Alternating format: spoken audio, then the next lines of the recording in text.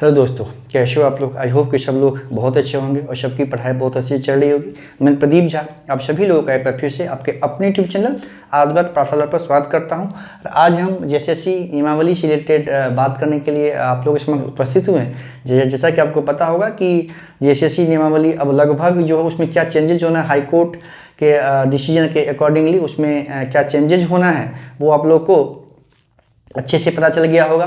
क्योंकि मैं आप मेरे इससे संबंधित मेरे सारे वीडियो को देखिए, शुरुआत में बहुत पहले से मैं अपने फर्स्ट वीडियो से मैं कह रहा हूं कि ये जो नियमावली है वो गलत है, इसमें सरकार को चेंज करना ही पड़ेगा। 10-12 का जो कंडीशन है उसको हटाना पड़ेगा और साथ में हिंदी और इंग्लिश जो लैंग्वेज है उसको रीजनल लैंग्वेज लिस्ट में जोड़ना ही पड़ेगा। और सरकार यही करने जा रही है। जो 10-12 का जो कंडीशन है उसको 10th का कंडीशन है एंड 12th का कंडीशन है, जो कि अनरिजर्व कैटेगरी के छात्रों के लिए 10-12 झारखंड से पास करने की जो अनिवार्यता थी उसको हटा रही है सरकार। और साथ में हिंदी को फिर इंग्लिश और एंड संस्कृत को 3 लैंग्वेज को सरकार ऐड करने जा रही है। 3 लैंग्वेज ऐड करने जा रही है ना रीजनल लैंग्वेज के लिस्ट में। अब बाकी सिलेबस इसका जो बाकी रीजनल लैंग्वेज है उसके सिलेबस में किसी प्रकार का कोई बदलाव नहीं किया जाएगा।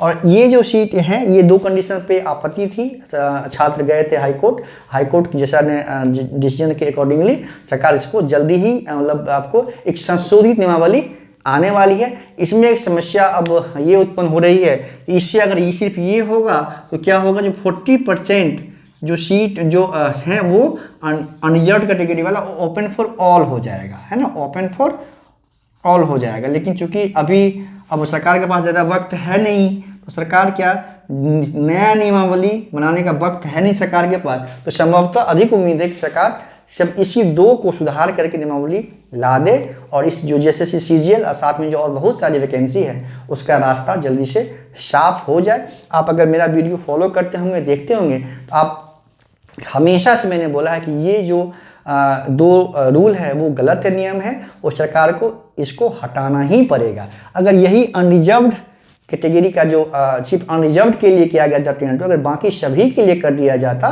तो संभवतः ये प्रॉब्लम नहीं होती, लेकिन फिर और विवाद और बढ़ जाता, है ना। तो किसी एक वर्ग को आप एक रूल मतलब एक ही राज्य में किसी एक वर्ग के लिए कोई दूसरा रूल और बाकी वर्ग के लिए एक अलग रूल है, ये कहीं से भी एक्सेप्टेबल नहीं था। साथ में हिंदी इंग्लिश जिसमें सरकार की सारी पढ़ाई लिखाई झारखंड में सारी सरकार की जो कामकाज होती है वो सारी हिंदी या इंग्लिश में होती है, उसी लैंग्वेज को आपने हटा दिया था। इसको तो अंततः सरकार को बदलना ही था। हाई कोर्ट के निर्णय के बाद सरकार इसको बदलने जा रही है और बहुत जल्द ही जो संशोधित नियमावली 2023 है वो आपको उसका प्रारूप देखने को मिलेगा। और इसी के आधार पे एक बार ये नियमावली जब बन के मतलब संशोधन के बाद कैबिनेट में जाएगी, कैबिनेट से पास होके जब नोटिफाइड हो जाएगी, उसके बाद से जो भी वैकेंसी है, रुकी हुई वैकेंसी है, उसकी बहुत तेज़ी में उस पर काम होगा। और संभवतः जेएसएससी सीजीएल आप समझिए कि 3-4 महीने के अंदर हो सकता है कि उसकी जो एग्ज़ाम है मैक्सिमम 5 महीने के अंदर एग्ज़ाम लिया जाएगा। तो आप लोग के पास एक सुनहरा मौका मिलने वाला है, बहुत अच्छा अवसर है, क्योंकि सिर्फ एक एग्जाम है उसमें, उसको आप मेंस समझिए, मेंस एक ही एग्जाम है, उसके बाद सीधे आपको सचिवालय में झारखंड सचिवालय में नौकरी मिलने वाली है। तो कमर कस लीजिए, आप एकदम पूरा लग जाइए और बिना एक पल गवाए तैयारी शुरू कर दीजिए। हाँ, इसको अगर सरकार 40% में अगर कोई जो स्थानीय नीति को परिभाषित अच्छे से कर देती ताकि झारखंड के छात्रों को अधिक फायदा होता तो जरूरी एक बेहतर कदम होता, लेकिन लग नहीं रहा है कि सरकार इसके पक्ष में है।